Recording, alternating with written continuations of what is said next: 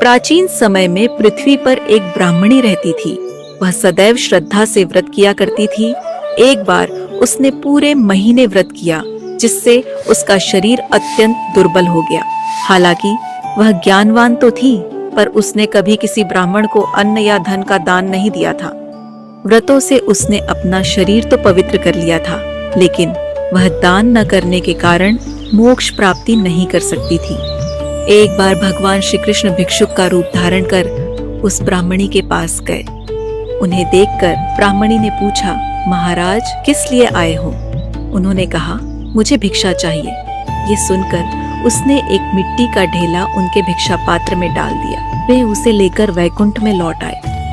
कुछ समय बाद ब्राह्मणी भी शरीर त्याग कर वहां आ गई। उसे मिट्टी का दान करने से एक सुंदर महल मिला, पर उसमें अन्न का एक दाना भी नहीं था। घबराकर वह भगवान श्री कृष्ण के पास पहुंची और बोली, प्रभु, मैंने इतने व्रत किए, पर मेरे महल में अन्न क्यों नहीं है?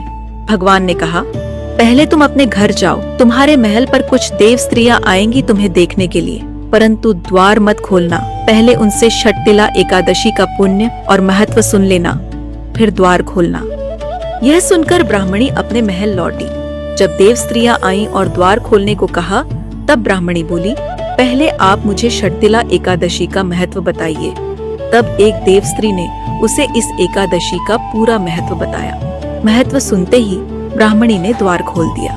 देव स्त्रियों ने देखा कि वह न तो गंधर्वी है और न ही कोई अप्सरा, वह पहले जैसी एक मानुष्य थी।